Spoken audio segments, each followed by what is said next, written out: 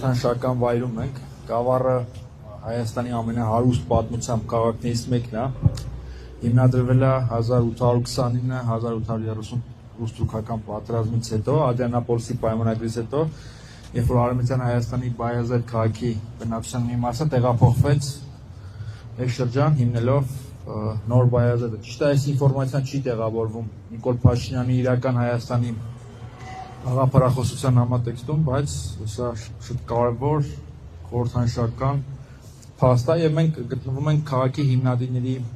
հուշարձանի մոտ։ Քաղաքը հիմնադրել են Արցունի եղբայրները Մկրտիչ, Մարգար եւ Պարսեղ Արցունիները։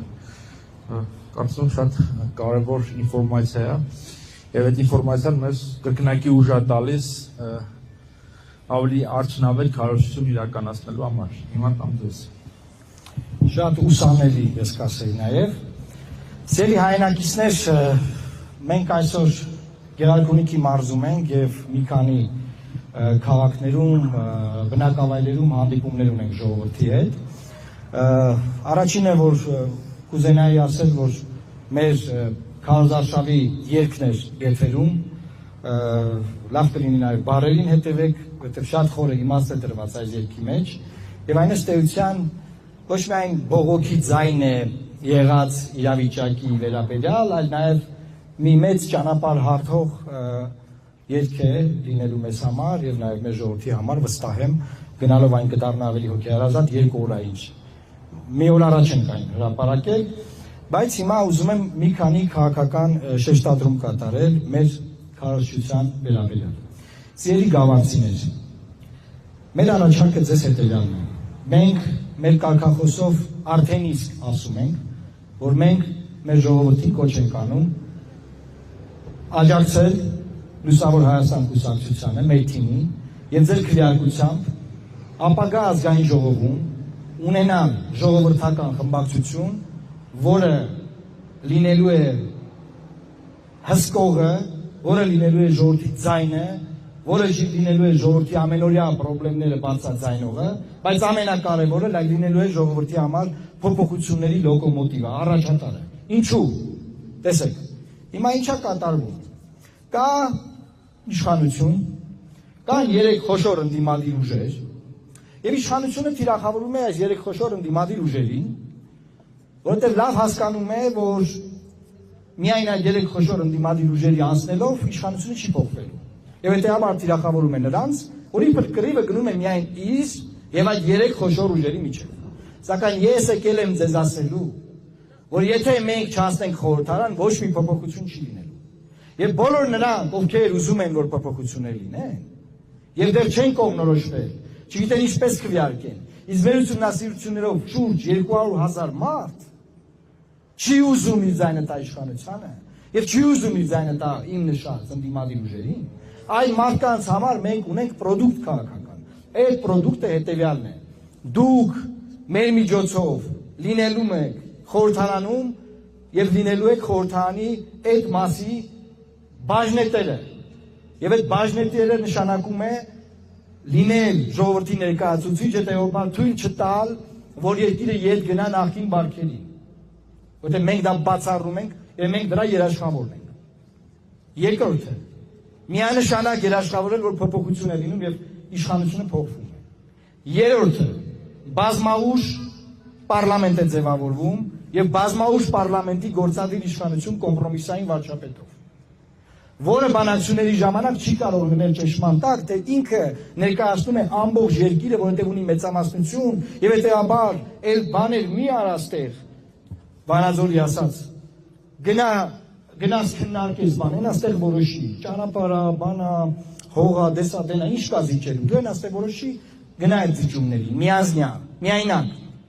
Պետք է այս ամեն ինչը կասեցնել։ Մենք դեմ ենք, որ լինի որևէ ուժ, որ ունենա այսօրվա նման բացարձակ իշխանություն։ Ուզում է գործող իշխանության մասին ավելորդ ասել, պարզա,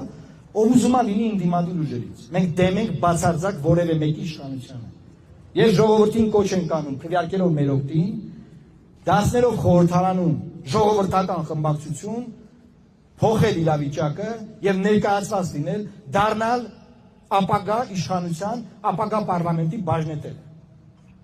Մյուս տարբերակը սիրելի հայրենակիցներ, դա էլ ասեմ, հետո չասեք, չէ կար մի հատ գավառ, մի հատ չասեցի իմանանք, այդ Մոնջան, մի հատ էլ ասեմ։ Մյուս տարբերակն այն է, որ Երևան քաղաքի ընտրությունների նման, դուք չգնաք ընտրությունների, կամ ձայնը կոնկրետ չկոնսոլիդացնեք մեր ուղղությամբ, եւ մենակ Երևանում ինչ է կատարվում։ 1 միլիոնանոց քաղաքը կառավարում է 75,000 ձայն ստացած մարդը։ Դրա համար հայտարարություն է տիրում մայրաքաղաք Երևան։ Կառավարման ճգնաժամ։ Հայտարարությունը մեղմ բառ է նկարագրելու Երևանի օդի վիճակը, տրանսպորտի վիճակը, խցանումները, ճանապարհները, ամեն ինչ։ Կանաչապատում։ Հիմա նույն բանը ժողովուրդ տանը նստելով կարող է հասնել նրան, որ նույն բանը համապետական մակարդակում լինի։ Դա համար մենք այստեղ ենք ձեզ ասելու, դուք այդ հնարավորությունն ունեք։ Մենք ձեր տեղը գիտենք։ Այն քաղաքացիները, ովքեր որ չեն ցանկանում ձայնը տալ իշխանությանը, բայց ուզում են փոխել իշխանությանը, բայց նույն ժամանակ որոշակի վախեր ունեն, չեն ուզում ձայնը տալ մյուս 3 քոշոր ուժերին, մենք ձեր տեղը գիտենք։ Մենք ձեր համար այդ պրոդուկտն ենք։ Մեր միջոցով եղեք ներկայացված, եղեք բաժնետերը կառավարության։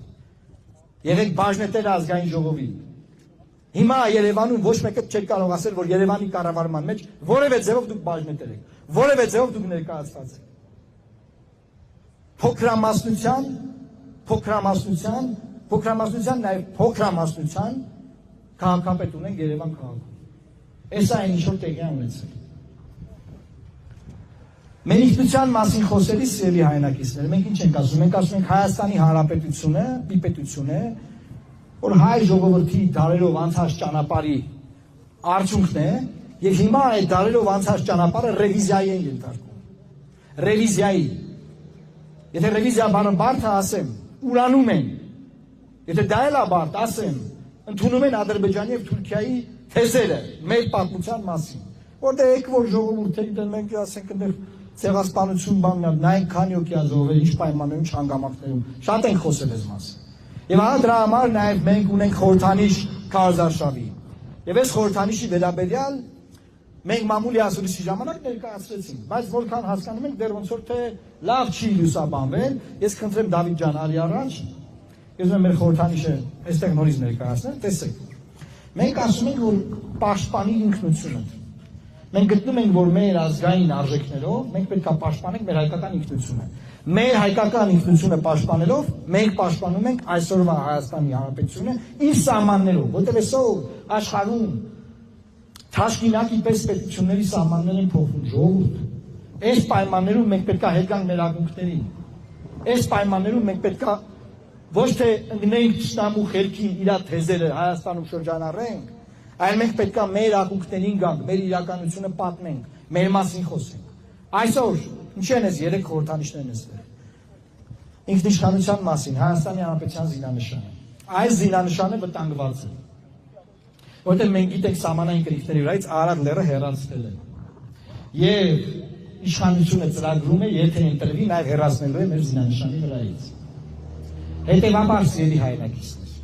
պետք է պաշտպանենք մեր ինքնությունը, մեր զինանշանը։ Գնացինք առաջ։